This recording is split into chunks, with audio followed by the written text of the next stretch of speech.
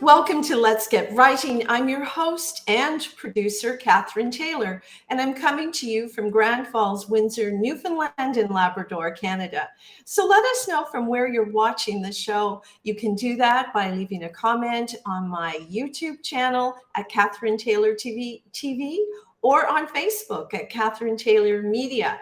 And we have many shows for you to enjoy, so please subscribe and share. Certainly appreciate the love. Now, my guest today was born in France. He emigrated to Canada at the age of 25, and that was in 1965. Today, he's 83 years old, and he has not stopped. He's recently written a book called Flying to Extremes from Memories, Flying in the Arctic with Gateway Aviation out of Yellowknife. And that was from 1966 to 1971. And I might mention that the French version was published a year later. So for those of you who would like to read it in French, Pilote de bout du monde. And now, with no further ado, let's welcome Dominique to the show. And I'll bring him into the stream. Hi, Dominique. Yes, good morning. Nice to talk to you. Hi.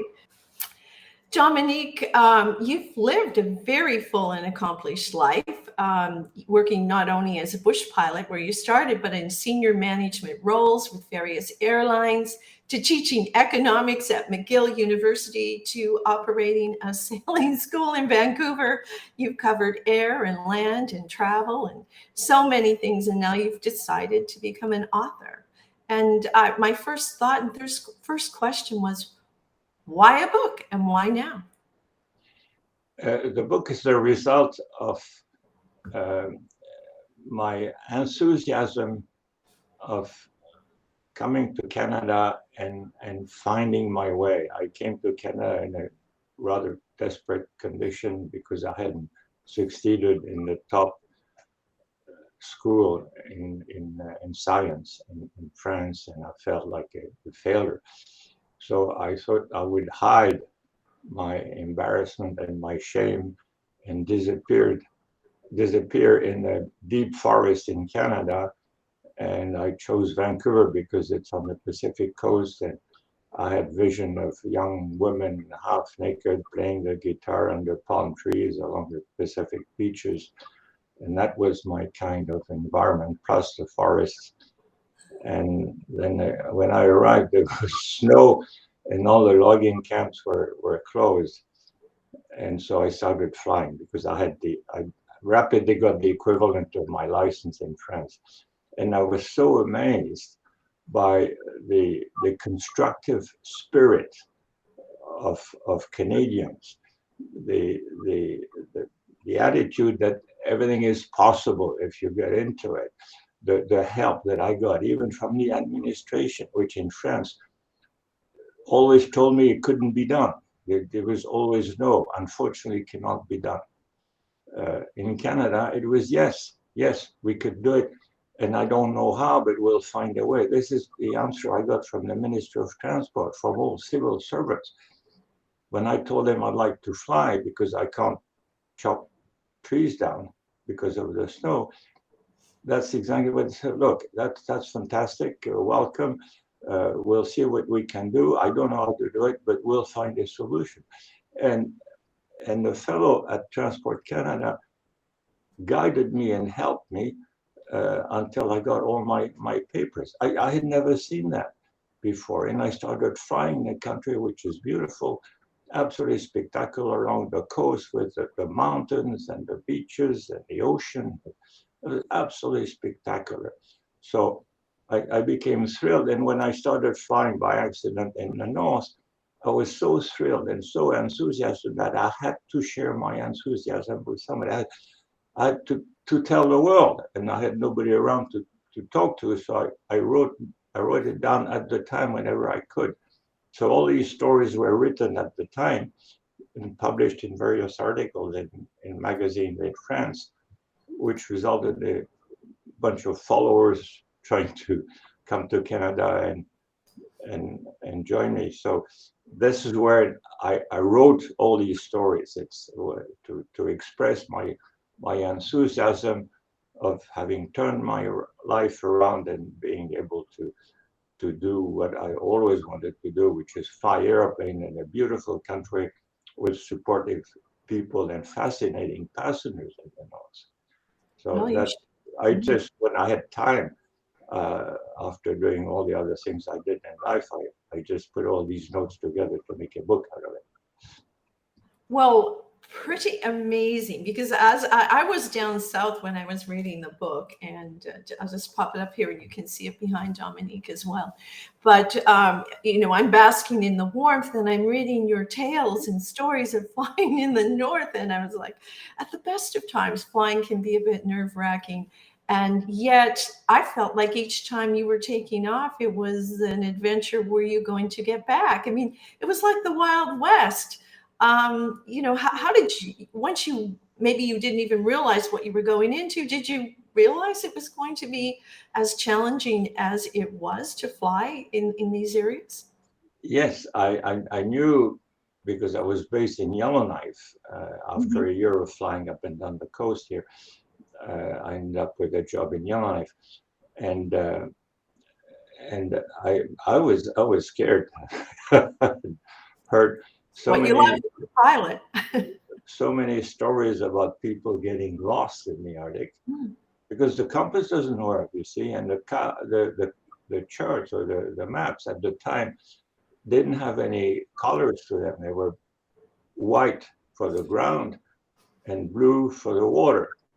And so you had lots of patches of white and blue, and uh, the maps were not very accurate. And in some areas of the map, I remember a place down the Mackenzie Valley where there was a blank square and it says, warning, mountains have been reported in this area up to possibly 3,000 feet. That's that. So if you fly in that area, they may or may be some mountains around. So watch watch where you're going. Oh my goodness. And I And mean, I was reading in there, not to jump in, but many times you were not flying above 3,000 feet. You were yeah, flying under clouds. yeah, I'm trying to, I did make a few notes. This is from your book. Flying in the Arctic tends to be rather stressful, with pilots often having to thread their way between low hills, sneaking under the stratus clouds right above the tundra. And I know at one point on page 200, you did describe ascending to 10,000 feet, but like that was rare. I mean, yes, I was there yeah, with you. yeah. The planes were overloaded most of the time because the passengers wants the smallest plane capable of taking the load. So we were overloaded, and with this overload, we couldn't fly very high because we were running of air, out of lift. So it was often close to the ground. And the weather, in the Arctic, the clouds tend to be absolutely flat. They're low stratus, and they go on for thousands of kilometers. So you fly underneath the stratus, and in summer it's okay. You can see the ground go by and the lakes, and you can see some rivers, and you find once in a while you recognize where you are. In winter, this is the atrocious part. It's everything is flat and white, and you can't see the shadows, so you can't tell the land from the lakes. And you can only find your position when you can recognize a landmark, like a deep river, for instance, or a lake with some cliffs that you can spot on the map. But you get one of those every 20 minutes or half an hour. The rest of the time, you don't know exactly where you are, and in at all the time you don't even know which way you're flying because the compass doesn't work and there are no radio beacons. So you're following the map using a directional gyro, which is a gyroscope, but the gyroscope has no idea where the north is. You've got to reset it on landmarks every half an hour or so, otherwise it starts veering. And and that's I found it extremely stressful, not knowing where you are and not knowing which way you're going. Well, I can't imagine. And as I was reading about that and thinking, there were times you were flying, you couldn't see anything. And then you're also dealing with the night. At certain times of the year is full daylight, other times it's pretty much full night. And then you deal with weather. I mean, each time you went up, and I mean, you survived all of this. You brought many people up and back. But did you ever feel like, I don't want to go? Or how did you deal with that part of the stress and continue to do that job? It's well, I always wanted to go because I was between 25 and 30 at the time.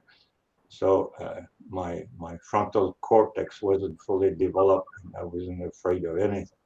That's how young men react, just for the excitement, which is silly and dangerous. Mm. And so I was often extremely stressed, and what I found very difficult is to not show it to the passengers and remain calm and relax and talk to them if possible. For instance, in a single order, it's so noisy you can't talk to even the passenger sitting next to you. But keep smiling, even if you're terrorized and peeing in your pants. It's that's the hard part. You don't have anybody with whom to share your anxiety. It would be nice to have a co-pilot with whom you could say, well, what do we do now? Well, undoubtedly. And you said that in the book, and I highlighted a few things, and that was one of the things I looked at, the loneliness in these planes that one flies on unassisted in difficult places is often hard to bear. You have to keep your trials to yourself and remain serious and confident even when the situation seems desperate. Yes, and that's right. And yeah, and that's the worst part. Worst flight I ever did was the flight to the 80th parallel, close to the North Pole, in February of all times of year, and very cold temperature. It was a week of flying up in there was absolutely terrifying. And I was because everything was gray. You could barely see the horizon because of crystals in the air. The sky is gray. The ground is gray. The sun stays for a week below the horizon. But I tried to stay calm when I was really petrified. And at one point, the passenger sent me a bottle of whiskey, and I thought, notwithstanding my efforts to look relaxed and happy, they must have gotten the feeling that I was really terrified. And to cheer me up, they sent me a bottle of whiskey. So I grabbed the bottle, saying, I'll have a sip of that, make me feel better. The bottle was frozen solid. The whiskey was frozen in the bottle. So I realized that it wasn't to cheer me up that this had no whiskey. It was a nice, polite way of telling me, Captain, it's cold, miserably cold in your airplane, even though our whiskey is frozen. That's inside the airplane. Imagine what it was outside. Mind you, I had my window open because I couldn't see in front of me, because every time I was breathing, there was a deposit of ice on the windshield from my condensation of my breath. So at the beginning, I had a can of anti-icing fluid, and once in a while, I was trying to remove the ice from the inside of the windshield. But then I realized there was nothing to see anyhow. It was all gray. So why bother taking the ice off, especially when I could realize that the fumes were getting me totally drunk after a while. I was a lot more relaxed. But it was from the fumes of the alcohol being spreading on the windshield. So I stopped cleaning the windshield, so I couldn't see anything at front. So I dropped the window on the side, and I was trying to see something down below. So it was very, very challenging.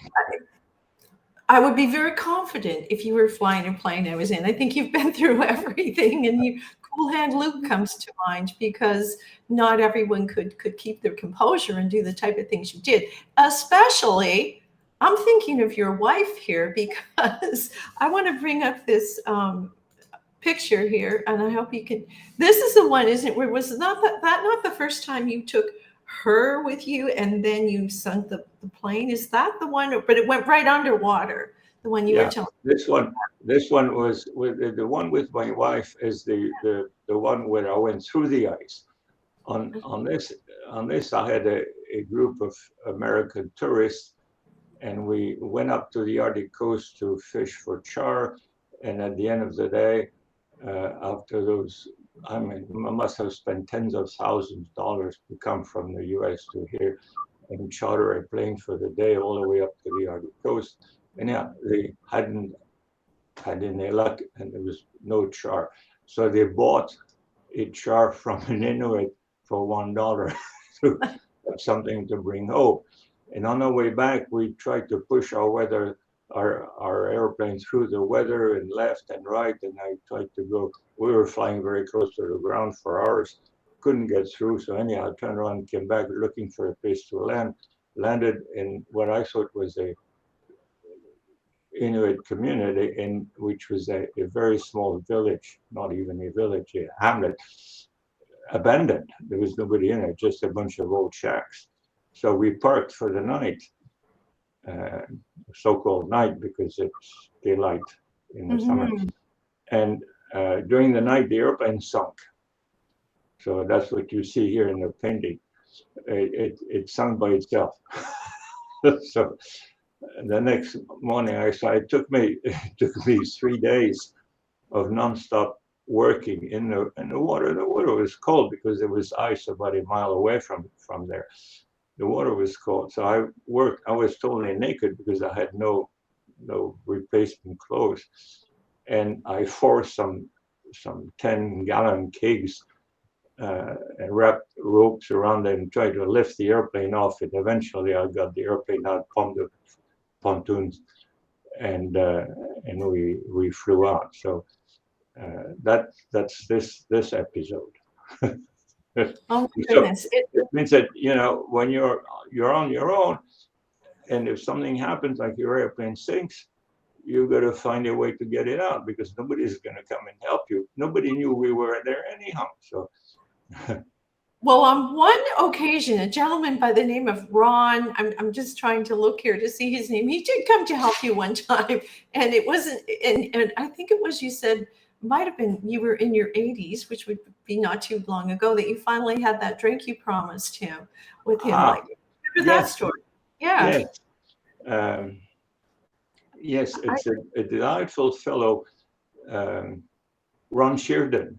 Mm-hmm. Ron Sheardon was a well-known figure, and he's been brought into the aviation heritage group in Alaska for all his flying dedication to aviation.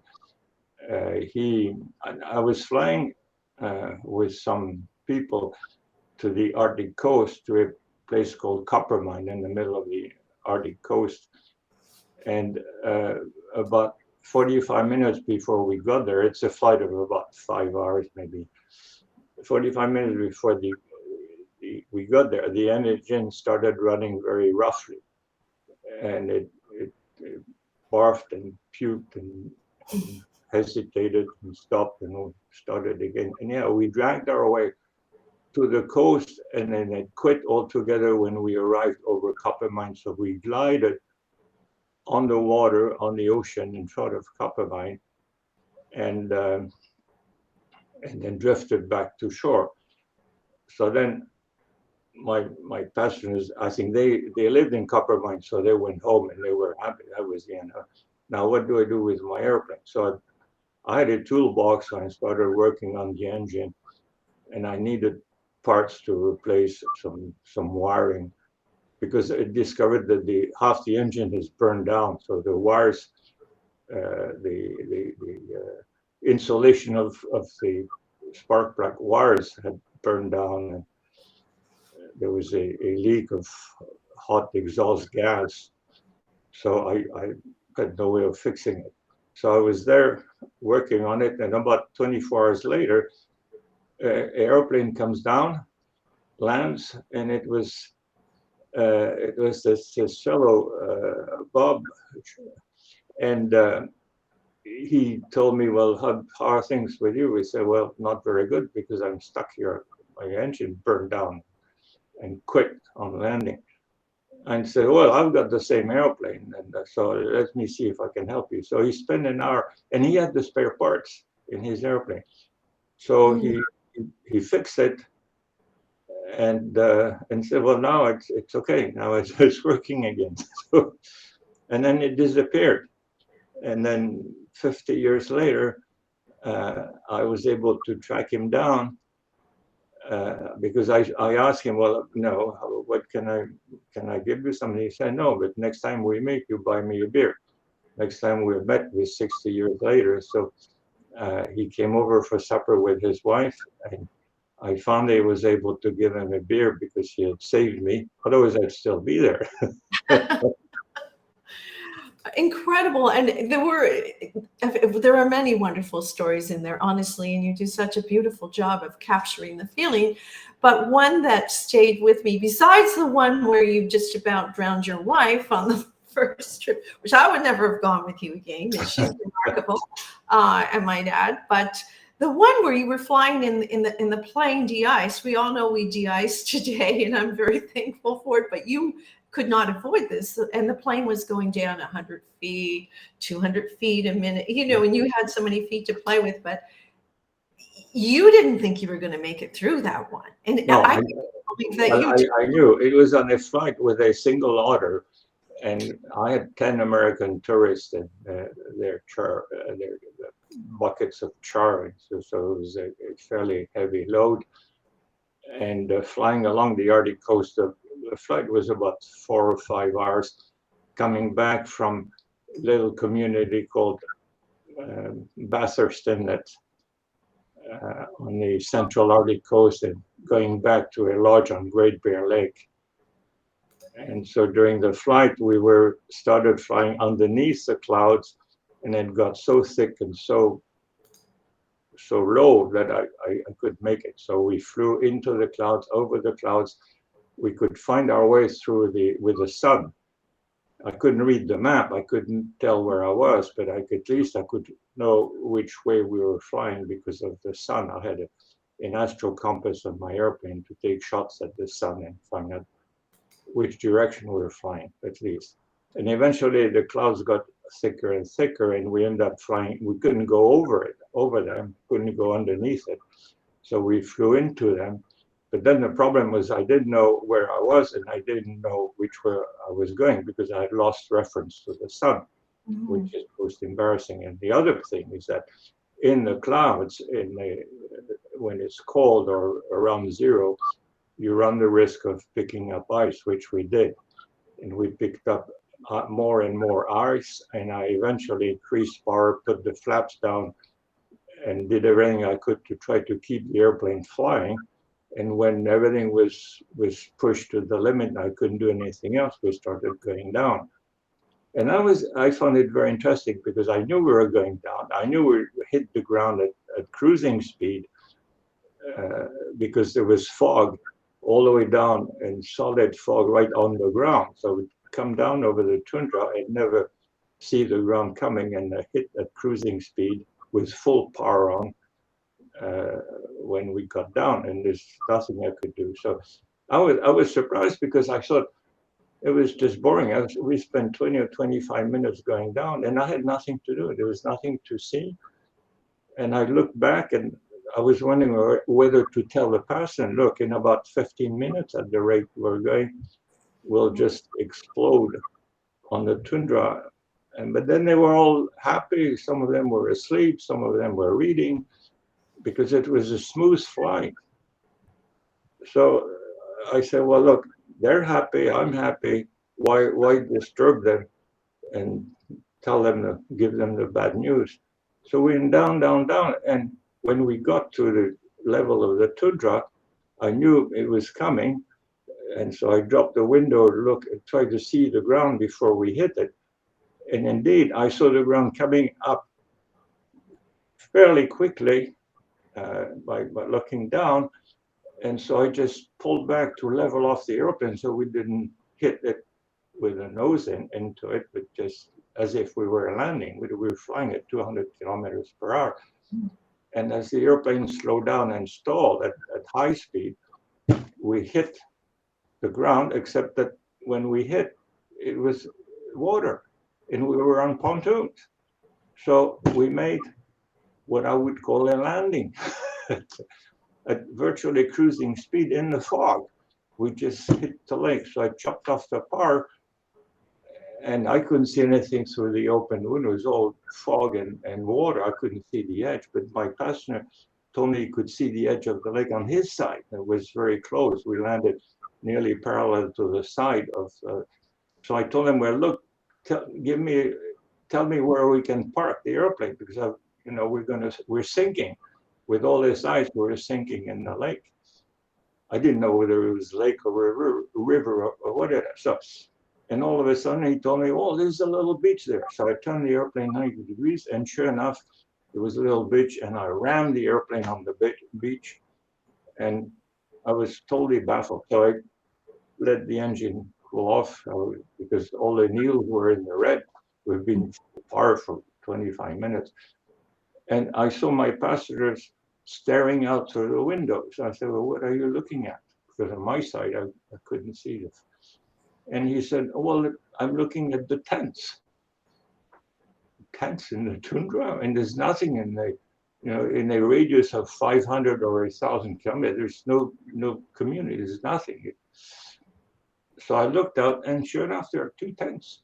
And I figured, well, those are prospectors or people who are doing some research, and they camp every 500 kilometers. You find one of those with 2 tents. There is a cookhouse and a tent for a PhD and a PhD student or 2 geologists. And so that's absolutely amazing. Couldn't believe it. And then a lady came from the back and said, have we arrived at the lodge yet? I said, no, ma'am, not yet. We've got another 200 or 300 kilometers to go, but the weather is so bad, I thought we would stop for a cup of coffee. I said, oh, great, he said. I was hoping to be able to stretch my legs. So I told her, well, if you stretch your legs, don't go too far because the fog is so thick that even the seagulls are walking. So don't get lost in the tundra. And all of my passengers came out through the cabin because the back of the airplane was underwater and it was all iced up on the pontoon. So they all came down the ladders down onto the pontoon and slid on the side of the pontoon and we spent 12 hours in the cook tent. And the passengers thought it was absolutely normal. You stop, the weather is bad, so you stop for a cup of coffee. What's wrong with that? So they spent 12 hours in the cook tent telling fishing stories, and it was all very friendly. I had no idea where we were. I didn't know who these guys were. Just what you want to hear. And it took me a long time to get them to pull out their maps. Mm-hmm. And I could see marks and they were all concentrating around one area. So I memorized the looks of the lake and some of the things around it, and then rushed for one excuse or another to the airplane to try to find that lake. And I found it on my own chart. So I knew where we were. So after doing 12 hours, my passengers were very happy because there was an oil stove in the cookhouse. It was nice and warm. And they ate everything the guy had in his cookhouse with open cans of tuna. And they made sandwiches. And they drank coffee and whatever they had in the camp without realizing that those guys were spending the rest of the summer there and it was all their food. So I told the fellow, the geologist, well, look, don't worry, I'll come back with more food to replenish them. So let them eat whatever they want, I'll come back. And the next morning, the ceiling had gotten up it was very low, maybe 50 meters or so, certainly less than 100 meters, but the tundra is flat underneath it. So there was unlimited visibility, but extremely low ceiling. Mm-hmm. And in the meantime, the ice had melted. So we took off again, and after an hour or so, we arrived at the lodge at 7 o'clock in the morning, just in time for breakfast. And the passengers were thrilled. So it was a beautiful flight, very smooth, nice pilot, nice landing. They stopped on the way because of weather, and so at the end of the day, they all invited me for a drink and tapped me on the back. What a wonderful pilot! And I never, never told them anything. So everything is normal. Well, there are times when some of the stories are best kept to yourself, perhaps. Dominique, I hope we've intrigued people with the little time we've had to share. And there are so many more stories in the book, Flying to Extremes, which is available on Amazon and all the usual places. Published, I did have it up, by Hancock Press, if anyone is interested in that. Thank you so much. And thank you, folks, for joining us on Let's Get Writing. We'll continue to bring you great authors, great stories, and please join us every 2 weeks. Have a great day. Bye-bye.